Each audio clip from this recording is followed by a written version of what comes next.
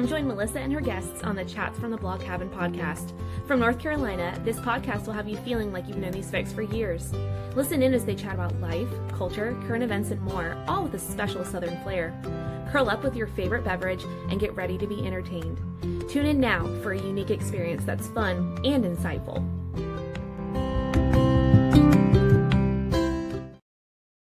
Hey y'all, welcome back to another episode of Chats from the Blog Cabin. You know, the show where I virtually invite people into the Blog Cabin to chat about life.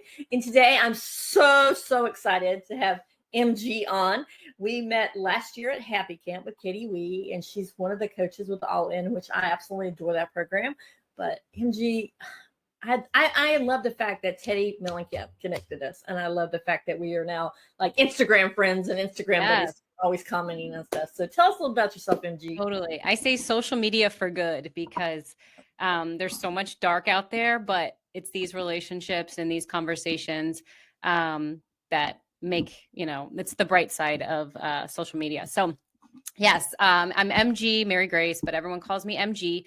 I have been coaching with Teddy at All In for a little over 5 years. I was in banking prior, in performance management and coaching, and actually left in 2019 to address some health needs of my now 8-year-old son. And I was kind of floundering. It was the first time in my life I wasn't working. And I, of course, like probably many of your listeners, knew about Teddy Mellencamp's program from Real Housewives. And I was like, you know what, let me just give it a shot. I was a former runner. I kind of had lost all that. I live just outside of New York City, a busy career, a lot of travel. I kind of like lost my love for fitness. So I tried the program, fell in love with it. And then Teddy came to New York, and she was pregnant with Dove at the time. And she actually came for BravoCon, I think the very first BravoCon. And she was hosting, any clients wanted to come and take a spin class with her. I did that. I met some other coaches who had traveled in, and we kind of after the class went to lunch or breakfast and hit it off. And I guess fast forward maybe 3 or 4 months, I started coaching with them. It really matched my background as a professional coach. And then I have fast forward 5 years. I am the head running coach for All In. And I'm a marathon runner, and then I coach postpartum clients and regular clients. Like I said, I live just outside of New York. I have my husband, John. He's a commercial and residential developer. I have 2 stepsons. That's a whole nother conversation on a whole nother podcast we could have, because I've known them since they were 3 and 4. And then we have JT, who we'll talk about a lot today. He's 8. And then our surprise happy ending, Teo, who was 1.5, the baby we never saw coming, and now keeps us on our toes. He rules your life on Instagram. Everything. He's crazy. He is actually me. And again, another podcast. I think as a mother, this, like when your kid is a direct reflection of you, it really makes you think a lot about who you are. So he's been like this little mirror in my life, but so I'm really pleased to be here, and it was a blast. We got to meet in Sedona, Arizona, which is like a super magical place. And Melissa, you're a bright light, and you do so many cool things. And I really think it's awesome that you put yourself out there and share all of your stories via this podcast. So I'm pleased to be here. Well, I'm pleased. And we have been trying to get this particular episode on for, I think, months at least. Something would happen with you, or something would happen with me, or I didn't want to interrupt your family time. Because I felt like asking you, do you ever stay home? Because every time I look at it, you're traveling somewhere with your family. Because we're insane. But I also learned something from you through social media, and that was that you went to high school, right? Or in North Carolina as well. So yeah, I grew up in Raleigh, actually Cary. Yeah, it's such a small world. North Carolina is awesome. I came up here. I went to college in Texas, and then moved back to North Carolina. And I've been in New York now for 13 years. But North Carolina is where I say I spent my formative years. And it is such a beautiful state. The proximity to the mountains, to the beaches, it's like very family oriented. You have the cities and the suburbs. The weather's pretty temperate year round. You kind of get all the seasons, but nothing too extreme. I love North Carolina. Yeah, for sure. Now, we're the reason why I wanted MG to come on is because she has a son who has very severe allergies, and I've noticed that you post a lot on social media Mhm. about the information, trying to get the information out to people. Because I think the one that hit home was somebody saying, "Well, why don't you just not give him this stuff, or why?" Just kind of was like outraged at you for being outraged that some of this things weren't being labeled on products properly. And that Yeah. enraged me because I'm like, no, because as a mom, you don't want to give your child something that's going to be detrimental to your health. And you even told a story where you went to a PTA meeting and your son was having a reaction and you thought, oh, it's nothing. And then you felt bad because you ended up in the ER with him. So let's Yeah. talk about the allergy and the road and how you found out, because that's obviously why you left your job, was because of health Yeah. issues. Yeah.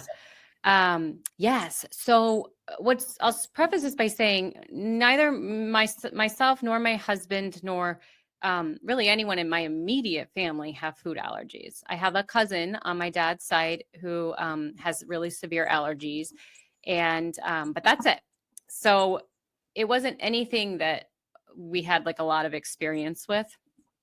And um, looking back, there are warning signs, and this is part of, so one of my platforms in life, and I want to do more with this, and I plan to, but first I just kind of had to get my son stable.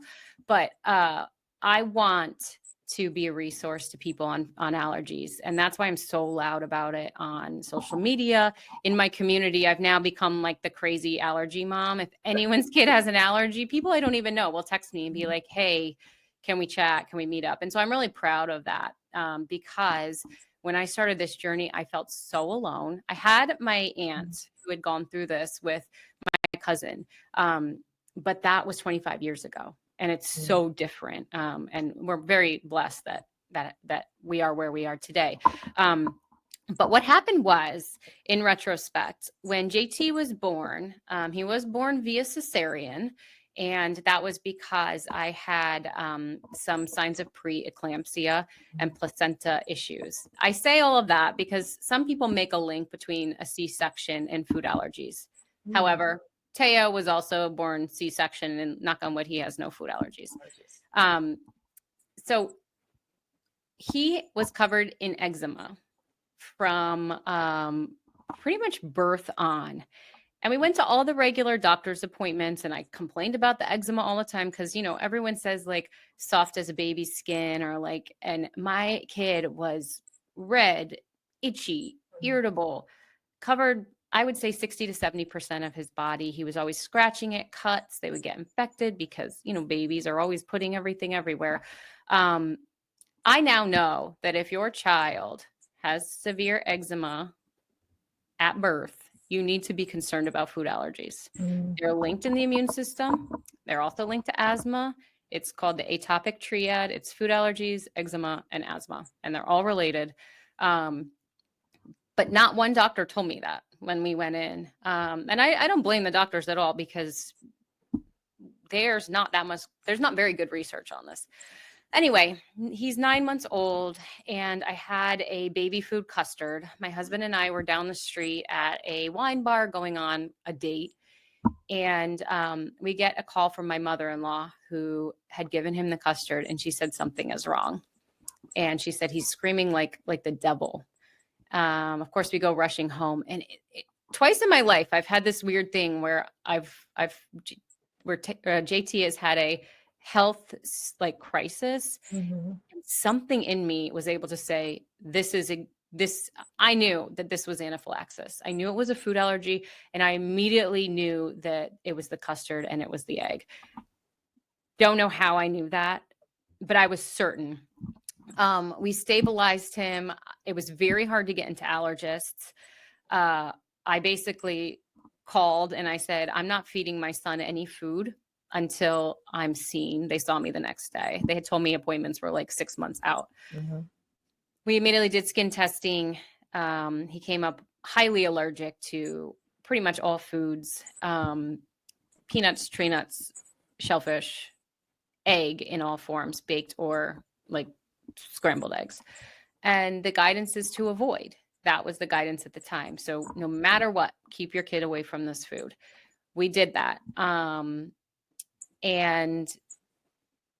then, so we had EpiPens, and we kind of like started this whole process of, it's stressful. You're always, you have to learn to read labels. Certain things are not labeled. It's not required to label, let's say soaps or medications and different things like that. So anyway, as I said, I was working at the time. I was traveling a lot. He was not getting any better. He was just kind of like covered in eczema. We couldn't figure that out. Now we know he has all these food allergies, and that's when his asthma started to flare too. He had something called sleep-induced asthma, where in the middle of the night, it would sound like he was choking to death. He slept upright next to our bed for the first year of his life. And then slowly I started to like feel this pressure of like, I was so consumed by work. I'm like, if I don't step back and really focus on him, it's not going to be okay. So I resigned from work in the spring of 2019 and just kind of dedicated myself to figuring out his health. And we got him into an allergist, and we were going to start food challenges. And then, of course, what happens in February of 2020, COVID hits, and they would not take these children in for any testing. Certainly not food challenges where you're eating your allergens and trying to see how much you can consume, because the hospitals were flooded, especially here in New York, with patients for COVID. So it was like really another few years, 2 years, where no progress was made at all. We were just told, stay away from the food, stay away from the food. And then I started to like really push because he was getting older, and he was like, why can't I have that food? He was starting to go to birthday parties. He was going to school. At a lot of schools, you have to do an IEP or a 504 for these children. It started to get complicated. We're in an awesome school district. And I've become very friendly with the nursing health office staff. But I was like, how do I get a shroud of protection on my kid? I actually had an all-in client whose daughter, she lives in Chicago, Diana, whose daughter, Pearl, was severely allergic, way more allergic than JT to a lot more foods. And she told me about this program in Southern California called TIP. TIP is different. That's a total induction program. TIP is different than OIT, but both of them are a type of desensitization. So I started to explore that. I did not want to fly to Southern California every 2 weeks for his appointments. I'm like, I live in New York City. And then tried a few different clinics and landed in the one that we're in today. Actually, it's funny that we're meeting today because yesterday he graduated from oral immunotherapy, which is OIT. So basically for the last year, we started with microdoses. He would eat microdoses of his allergens. Every 2 weeks, you go to the clinic and you updose them. So you eat a little bit more. So every 2 weeks, we were going in for these 6-hour appointments, because you have to go in there, eat the food, wait, make sure there's no allergic reaction, make sure they're okay. And then every day at home, you have to do it. He missed a lot of school. It's not easy to do, but it's so worth it, because now a year later, like, he is not cleared. He's definitely not healed. It's a very long process, but he's safe now to like eat out at a restaurant, those types of things. So the goal is, as he continues to grow and his body gets stronger, maybe he will grow out of this. We'll see. But for now, God forbid he accidentally had a peanut in something that we thought was nut free. Yeah. It's not going to take his life, right? Knock on wood. Obviously, we also always have EpiPens. He's had 3 anaphylaxis emergencies in his life. Every time we've had the EpiPen, every time we've gone to the emergency room and been treated immediately, and he's been fine. But, 50 children in the US die a year from anaphylaxis. EpiPens are wildly expensive. We're very privileged that we can have them. But even with insurance, they can cost up to $750 a pen.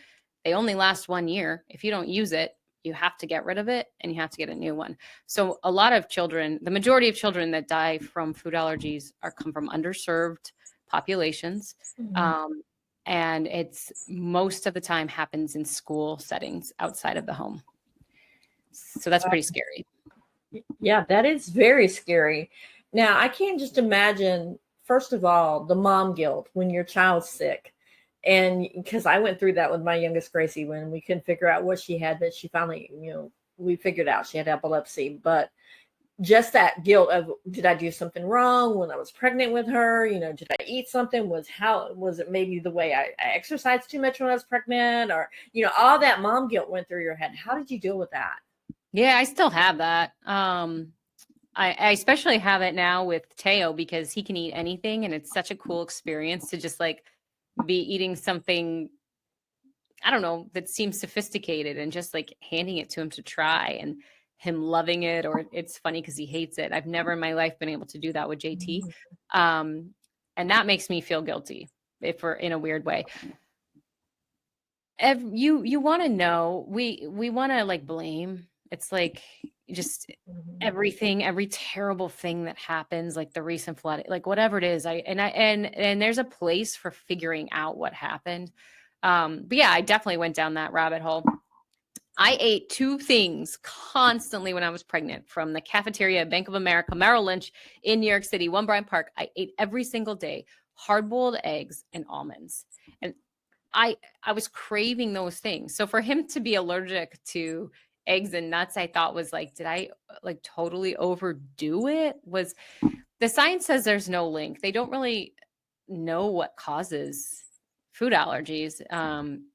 And I think that's part of why they're so difficult for people to understand and wrap their head around. We don't know what causes it. 1 in 13 children have food allergies, which is insane. So if in an average classroom, you have 2 kids with food allergies. Now the severity is on a spectrum. JT probably falls in the middle of severity. There's some kids that smell these proteins and can go into anaphylaxis. Which is why things like peanuts should never be on an airplane. But the guilt is definitely there. And I've definitely tried to figure out how this happened, but that isn't like, that's wasted energy. My energy is going to be toward action and spreading the word. And that's kind of, at least that's useful. Yeah. Do you think that your coaching background helps you with deal with that? Yeah, for sure. Because every day I'm preaching to women, especially I would say 80% of who I coach are moms. And I'm preaching to them to like, don't look back. We can't change what got us here, what led to us being 100 pounds overweight or depressed or, anxious or whatever it is. We can't change the past. What a stupid use of our energy.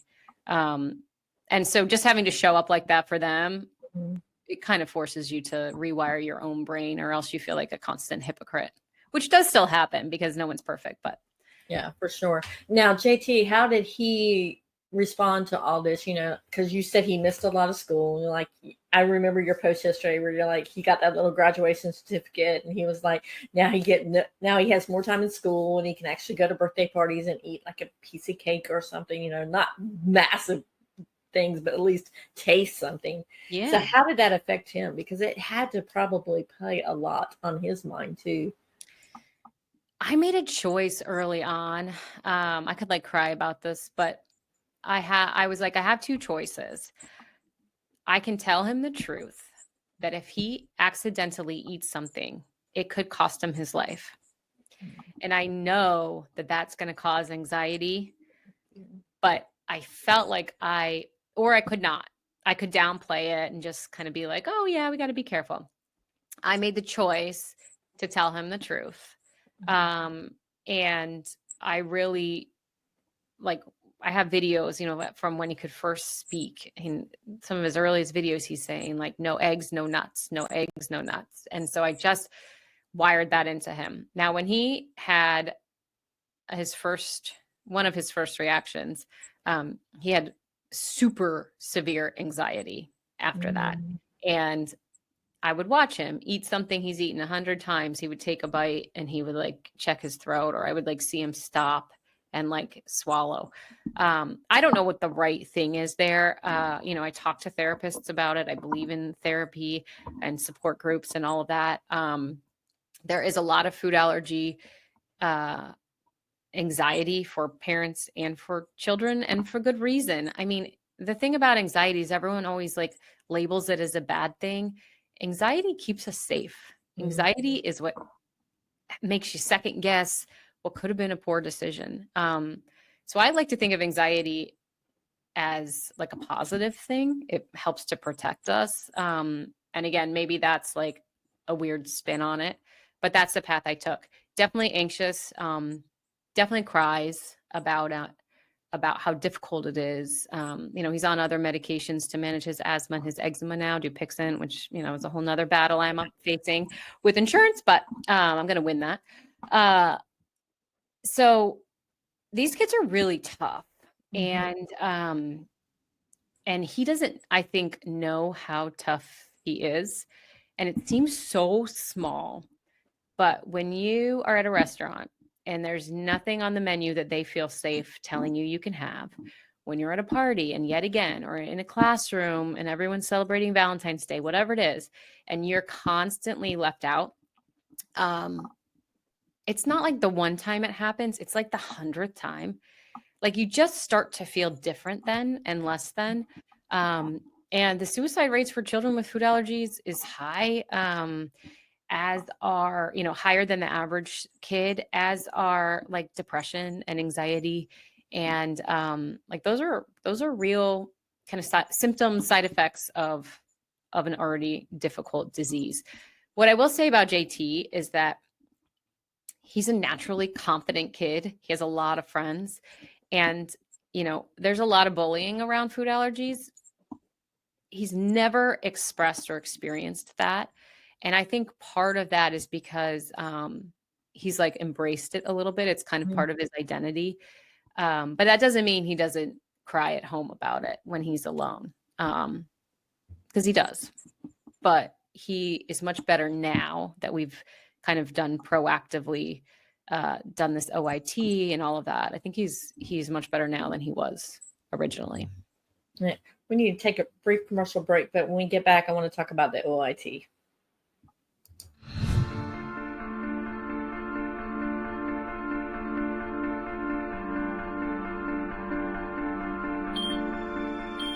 In a world full of chaos, she chose to anchor her story in hope.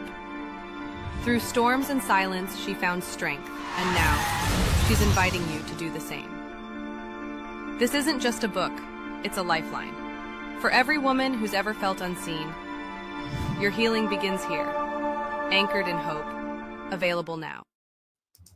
And we are back with MG, and we're talking about allergies in kids. And her son has very severe allergies, life-threatening allergies, basically. And you talked about OIT, and then you also talked about TIP program as well. Can you explain what both of these are? Yeah, I'll do my best. I'm not, although it's funny, I always joke, like, I feel like I'm an allergist. One thing I've learned about doctors, and there's a lot of medical professionals in my family. I have the utmost respect for physicians. But I think I used to look at like a doctor as kind of the be all end all. They knew everything. What I quickly learned is that physicians are highly trained in their specialty. So my pediatrician really knew nothing about asthma.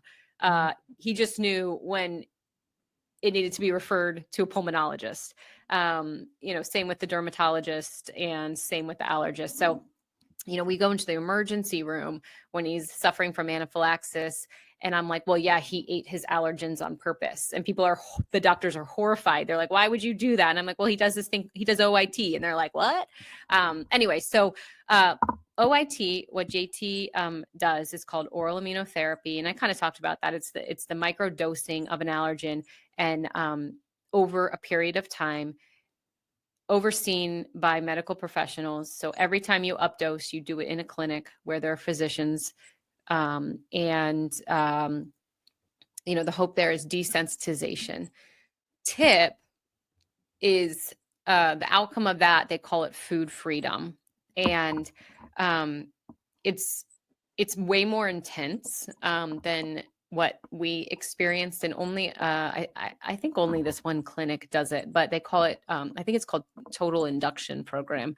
And the difference is I thought OIT was enough for us because I was not experiencing. JT's only experienced 3 episodes of anaphylaxis. He has a lot of side effects, but when I think of TIP, I think of maybe more severe cases, children who have airborne allergens or who find themselves suffering anaphylaxis weekly, certainly several times a month. And that goal is total food freedom. But like I said, it takes much longer, and it requires travel to Southern California. It's very, very expensive. So for us, OIT feels like enough. There's also most kids with food allergies do grow out of them. And so we're still kind of clinging to that hope, but JT's numbers were not indicating that that was happening.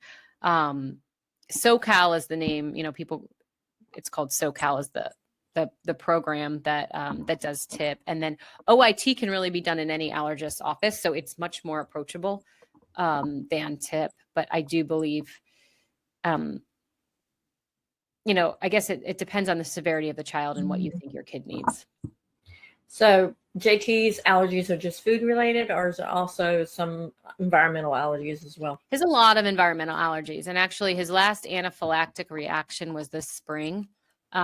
We gave him his regular daily dose of his allergens, just like he's had 365 days before that without any reaction. But his body was overloaded by his spring allergies. And it's like you kind of have a threshold. Your immune system has a threshold. And so when we, in retrospect, and again, this is our first time doing OIT. It's our first time doing it in the spring. We started in July of last year. I would now give that advice to parents who are doing it. If your kid is obviously suffering from seasonal allergies, maybe skip your dose that day, or half it, or call your allergist at a minimum. Because I overloaded his body and he suffered anaphylaxis. That was when I was at that event.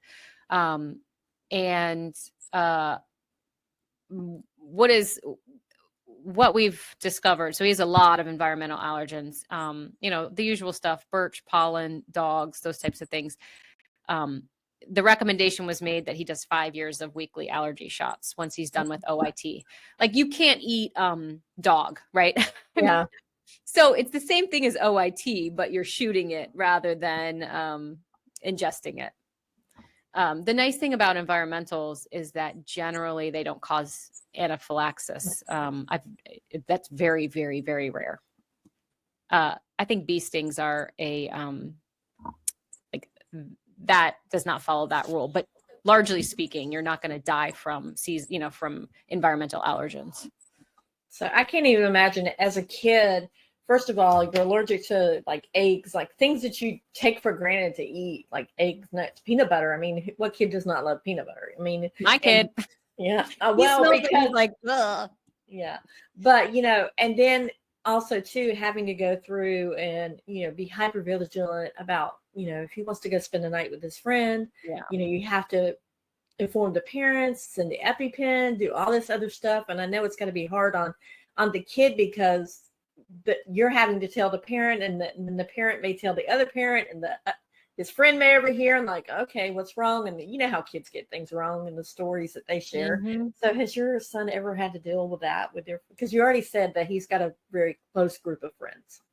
Yeah, I'm just noticing the typo on my last name, like Colangelo. That's my typo. I'm the queen of typos. I was an English major and I'm a writer, but I love a typo. That's embarrassing. So yes, I think the hardest thing with friends. So I'm someone who I'll just host the play date. I'll just host it. When he started going to school, I'm like, I'm just going to be the class parent. I'm super, super involved in our town PTA for our school. And but I'm privileged that I could do that because I stepped back from my job, and I'm lucky that I was able to do that so I can be involved in all of these things.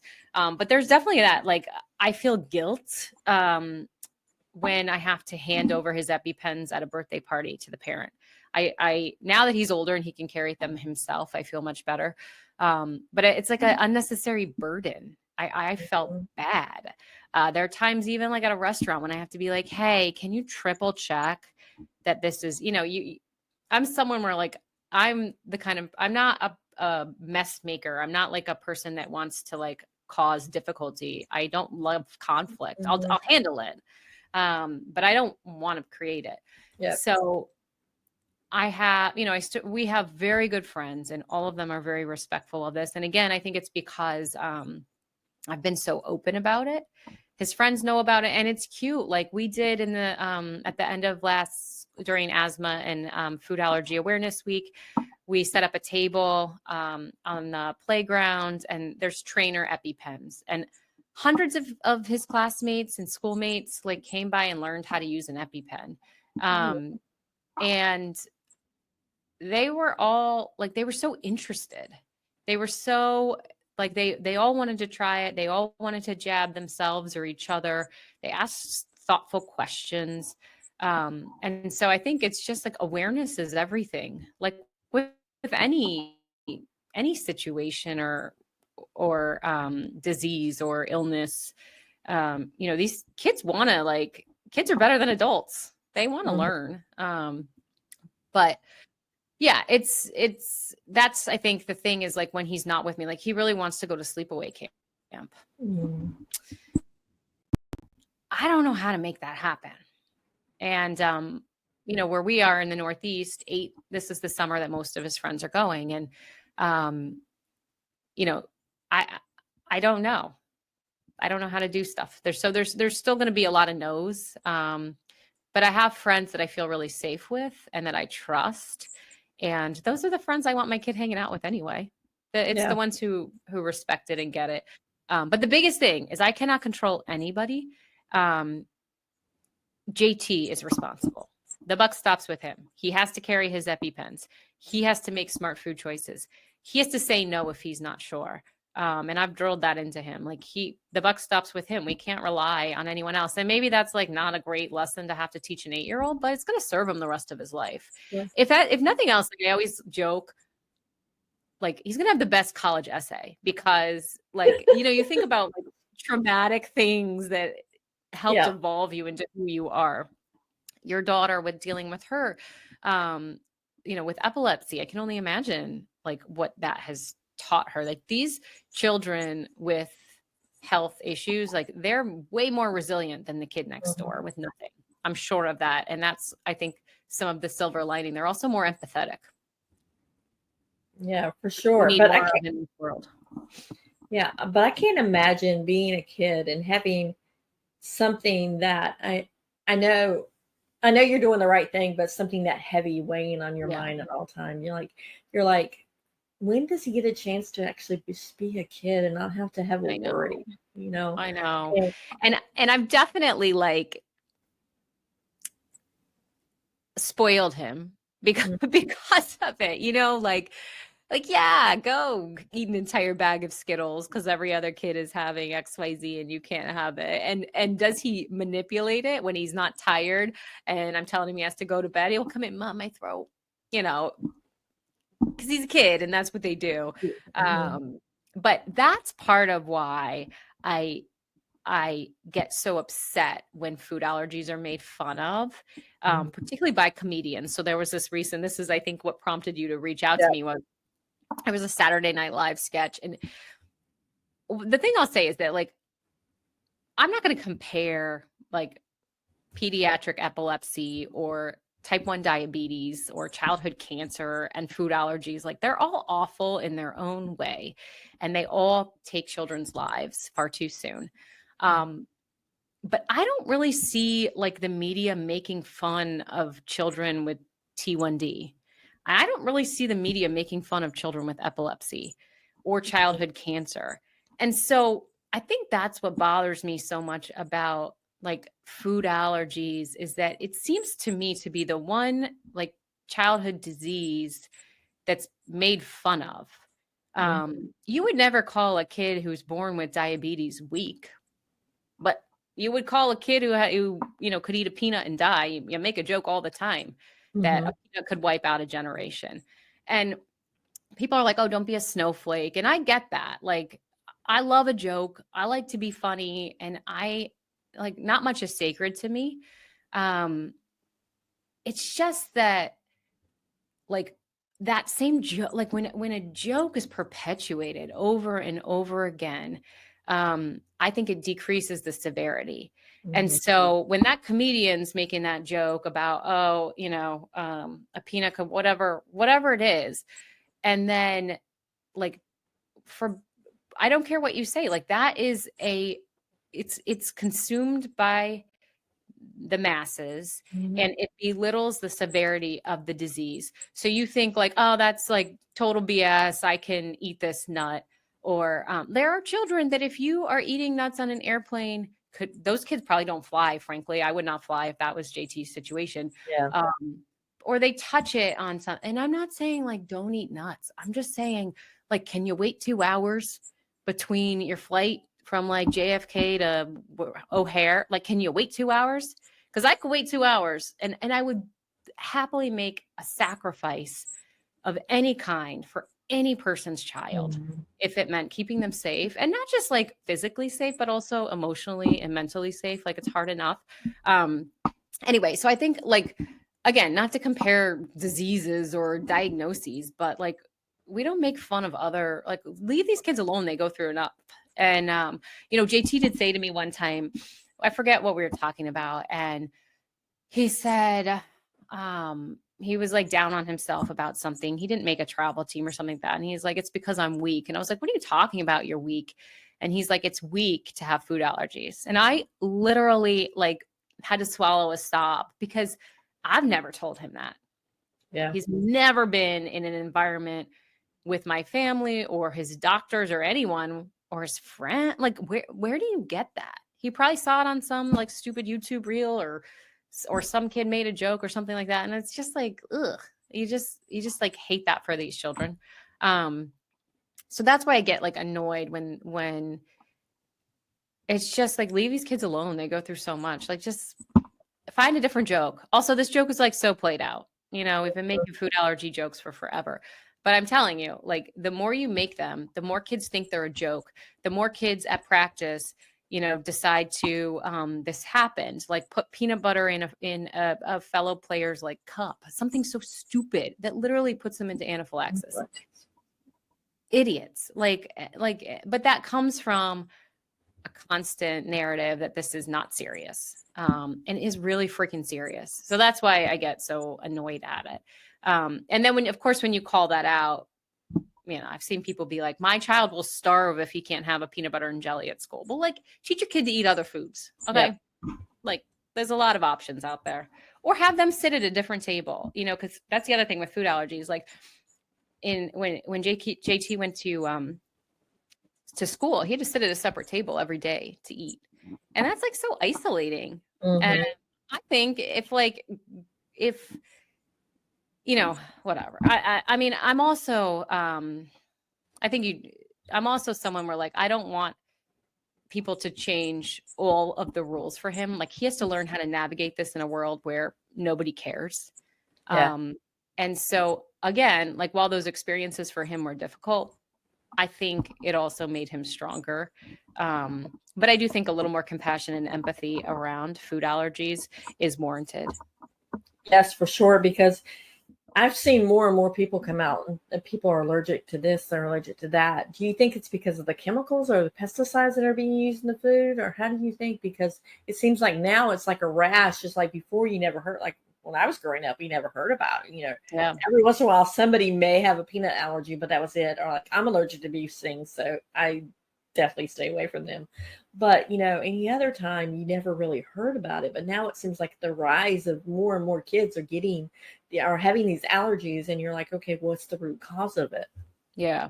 Well, the root cause is hard to say. I do think it probably has to do with all the processed crap we eat, and who knows? Or a lot of people will say vaccines. They'll talk, especially like with autism. It's hard to say. But one thing I do know is we did create a generation of kids who are allergic to food, and the way that we did that is a major study came out of Mount Sinai Hospital, the Food Institute there. And it came out, I think, in the 90s, but basically said, like, there are foods that you should not give your kid when they are little. And those foods are peanuts. You should not introduce those until children are older. Eggs, you should not introduce that. I think like the guidance there was 9 months or something like that. So we were literally being told not to give certain foods to our children at certain ages, and or until they were of a certain age. Fast forward however many years it's been, maybe 20 years since that came out, we've created a generation of children allergic to these foods. The top 9 allergens used to be 8, now it's 9. Because these are the foods we told parents to avoid. Don't introduce them. And then the second that you introduce them and have a negative reaction, the doctors say, avoid this food at all costs. Whereas probably now the guidance is start to introduce these foods as early as 3 months, tiny, tiny bits, just like OIT. Make sure that you're desensitizing your child to allergens. So those like little food, now there's companies that do it, but there are allergen introduction programs for babies. And I think probably parents of siblings with food allergies, like I knew to do that. I wouldn't have known to do that on my first child for sure, but they're out there. You should do them, or, introduce tiny bits of peanut butter, those types of things. Now, listen, talk to your pediatrician. I'm not, but if you read the studies, we created this monster. We told them to avoid these foods until a certain age, when really we should have been giving them these foods. Wow. Now, how do you navigate, like you said, going out to dinner and looking at a menu? Do you look at the menu before you go out to see if there's maybe something that he can eat, or do you just avoid those restaurants where there's nothing on the menu that he can eat at all? Yeah, so there's certain foods that are safe, but they're not safe everywhere. It's crazy. Is we were in I think it was when we were in Texas, and like in the Northeast, it would be like blasphemous to put egg in your pizza dough. It would never happen. But we went to a restaurant and, we were like, just making sure there's no egg in the dough. And they're like, oh, yes, there is. So listen, the first thing, I ask again, every time we go, even when we go to Pete's, which is like the town pub that we go to every Tuesday, kids eat free. The whole town shows up. It's fun. Every single time we order, the cheeseburger, I make him remind that I have food allergies. Just say it. Practice saying it. Yeah. There's certain foods. We're very lucky in that, although he has all of these things that he's allergic to, there are way worse allergies. I think soy, wheat, like I mentioned, there's the big 9. I think the hardest ones are probably soy, wheat, milk. I think egg is tough. It's easier to avoid tree nuts. It's easier to avoid peanuts.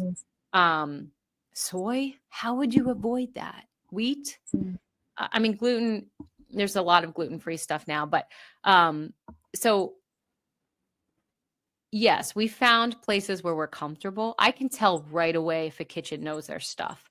And the thing is, if a kitchen doesn't know their stuff, I don't want to eat there anyway. Yeah. Because you're probably not like clean, or like if you don't know what's in your food, or you can't tell me where you sourced it, like, I'm probably good on eating at that restaurant. But we definitely stayed in a lot more and ate at home a lot more because of that. Or you find your safe places where you feel really comfortable. You have to trust your gut as a mom. Like, this. If something doesn't feel right, I'll just get up and leave. I'm like, no.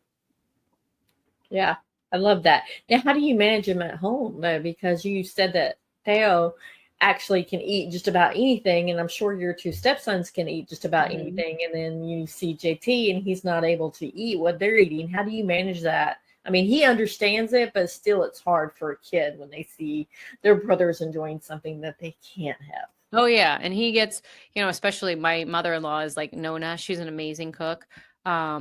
She has learned, she'll make separate meatballs for him without eggs, separate chicken cutlet for him without egg. So, you do have to cook separately. For JT's allergies, that our doctor said, keep cooking eggs in the house. It's important he is a kid that could be exposed to the proteins. Because again, it was like, if you eliminate all of that from the house and your house just becomes this sterile zone, yeah, they're really safe in your home, but the minute they leave, it's not. So the thought was like, allow them to allow the other children to eat these things. And that's also the reality. Like, I want him to know that, like, yeah, there's going to be a time where like Nona didn't have time, that's his favorite. He loves her food. Like, yeah, you just can't have that. Like, I'm sorry, that's life. Life is unfair. You just can't have it. I've many times we've left a restaurant because they didn't have a safe dessert while everyone else is having dessert. And I'll find a place that I can take him at a minimum that he can go into a store and buy an ice pop. So there's lots of times that it's created, separate, or, we have to treat him differently than we treat his brothers. And that's just life. They're not allergic to it. They can have it. I'm not going to say, don't eat these foods because JT can't have them. In certain situations, if you're on public transportation or on an airplane where it could really be an emergency, I ask people not to, to think twice about eating highly allergic foods. But day-to-day life, like, he just has to deal. So that brings me to the next question, because I know I got this when Gracie was going through her thing in 6th grade, where the other kids felt kind of jealous because you were giving that attention. Do you have that conflict too in the family? Not in the family, no. And I think that probably has a lot to do with we have a very strange age gap. So Yeah. like, my oldest stepson is almost 19. And then my next stepson is 17. So, their brother's 10 years younger than him. I think that's a blessing because they're able to like advocate for him. They know it's serious. They watched him go through all of this. And so I think they have respect for it. I think if, he had a sibling just above him or just below him, you might have some of that jealousy. And then the age gap between Teo and JT is 7 years. So it weirdly works out for us that we don't really have like the jealousy that I think would probably happen in other families. And I know, I have a friend whose daughters are very close. One of them has type 1 diabetes. And I know it's really difficult for the older sister because it feels like, oh, the minute that insulin pump goes off, you drop what you do and you got to tend to this. And I know that can be difficult and cause, the other kids to try to seek attention in maybe not the most positive ways. There are times where we'll be at a party and, I'll pull out JT's snack and it's like gummy lifesavers or something he likes. And kids are like, oh, I want to have that instead of the cake.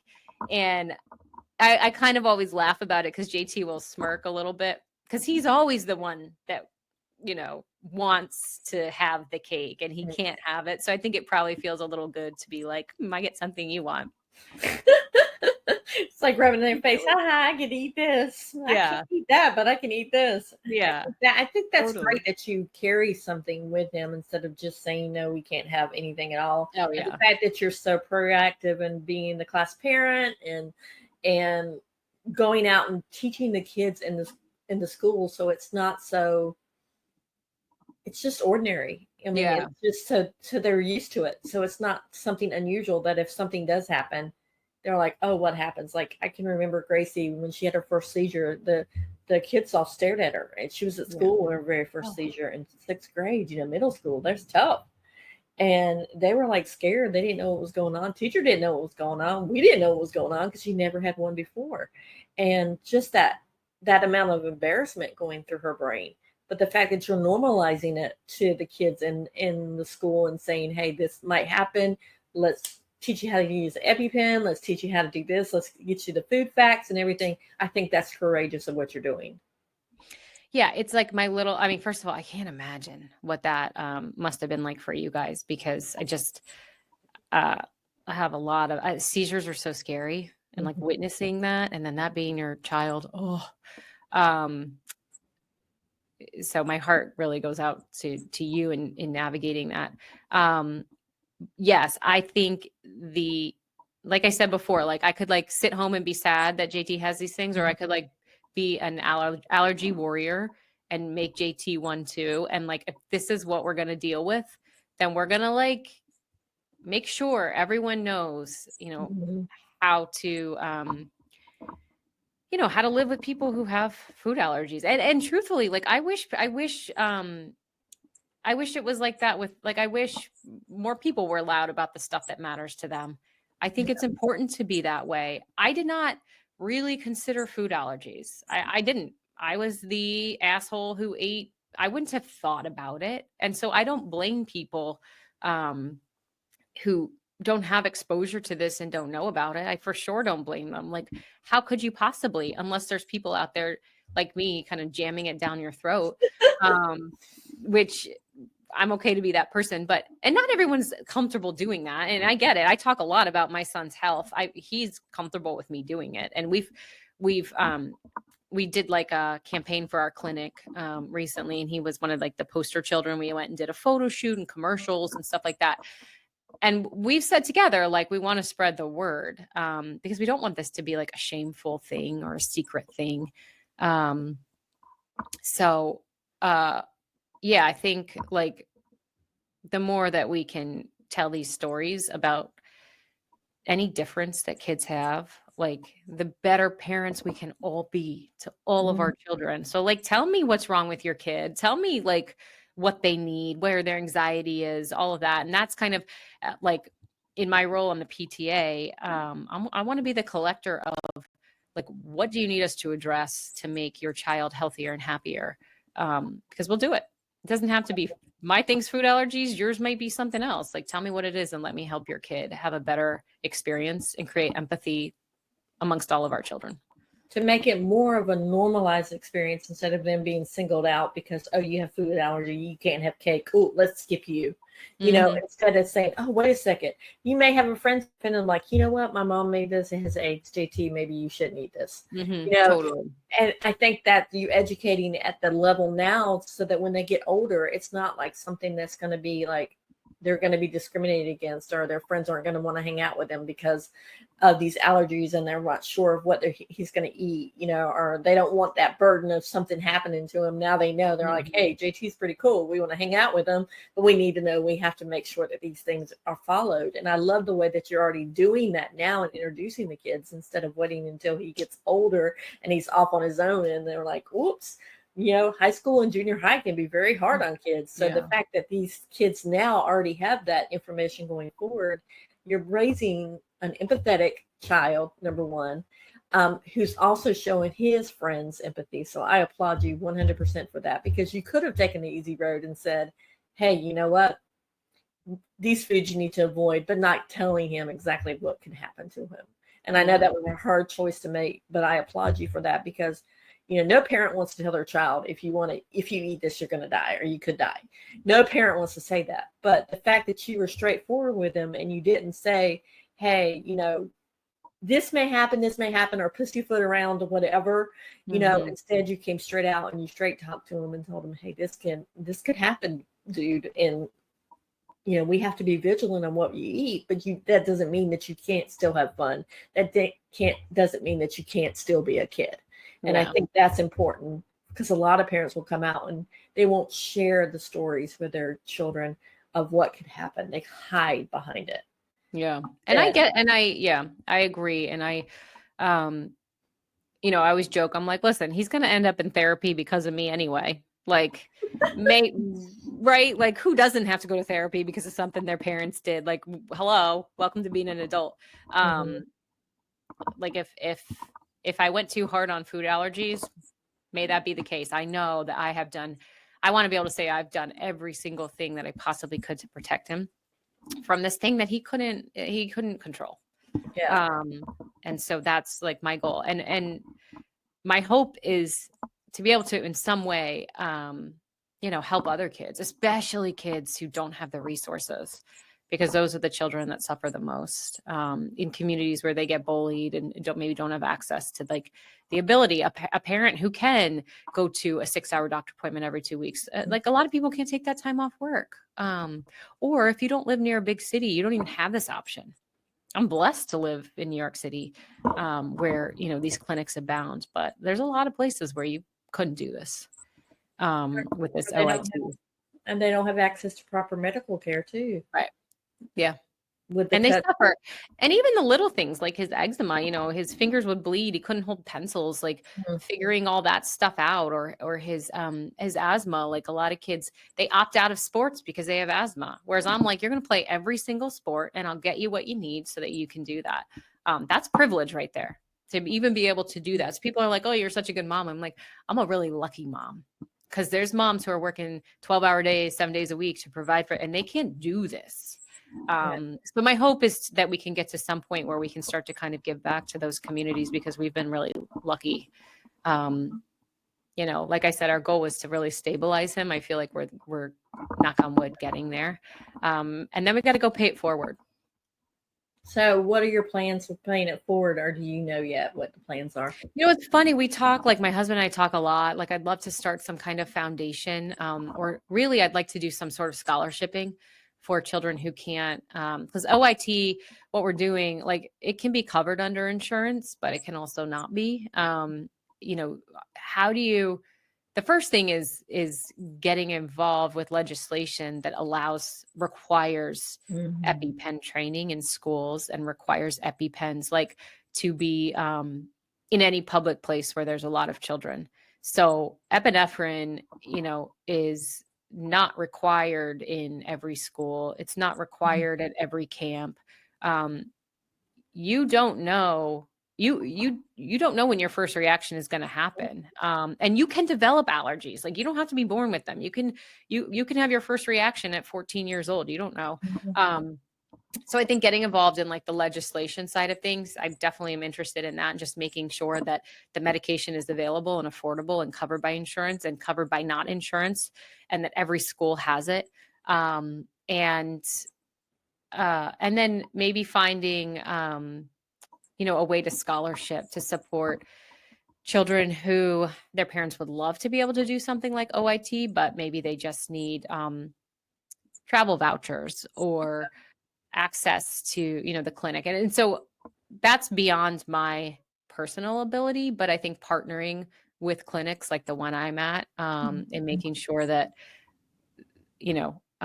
anyway, so that's my goal. That's what I would love to do. And then I always tell JT, because like, I'm like, you would make such a good pediatric allergist. He's a bright kid. Is interested in medicine. I'm like, and he's like, no, mom, I'm going to be a soccer player. I'm like, okay, well, when that wears off, you should really consider it, because I can't imagine most of our allergists, we've never had an allergist with food allergies.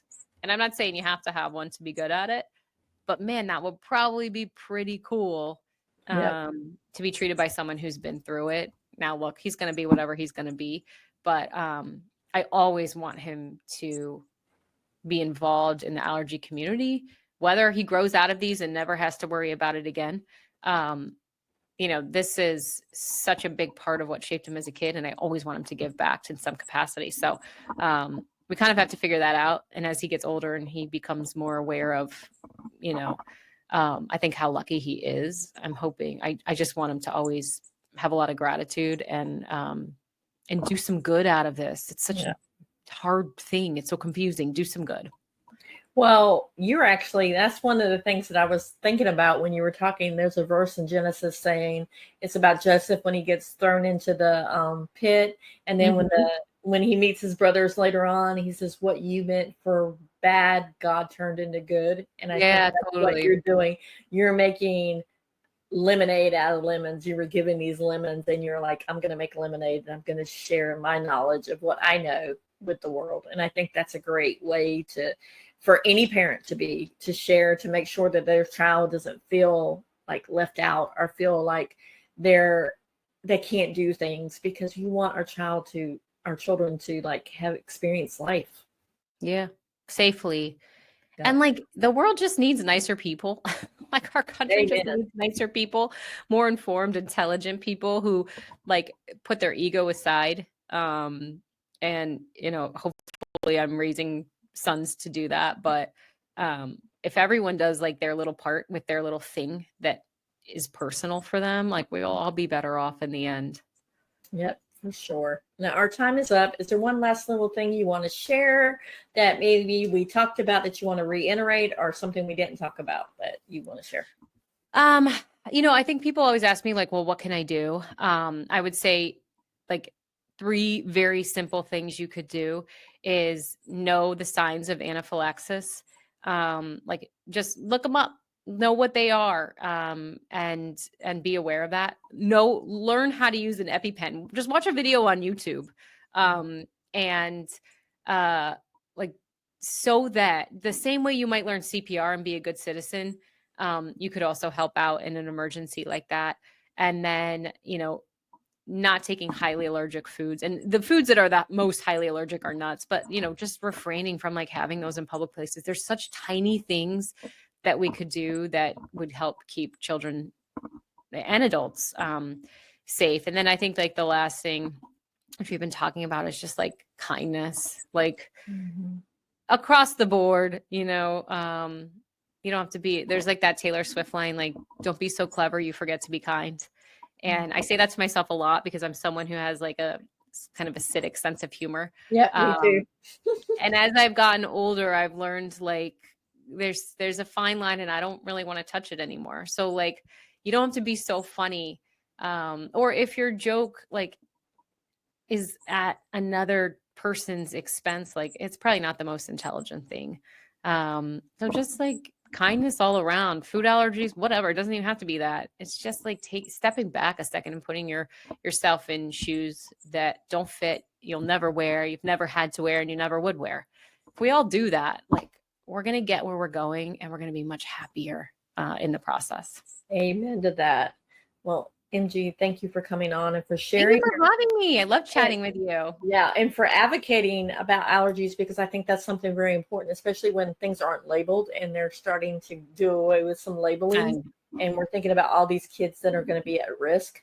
And Yeah. my heart as a mom, I mean, my girls are grown, but as a mom, my heart just aches for these kids that are going to school now, because I used to be a teacher. So I would see kids that, they couldn't sit with their friends at the tables and things like that. It just broke my heart. So thank you for advocating and for going in and being a positive force with this and showing the kids, hey, you know what? JT may not be able to eat this, but he's still a normal boy just like you, or he's a normal kid just like me.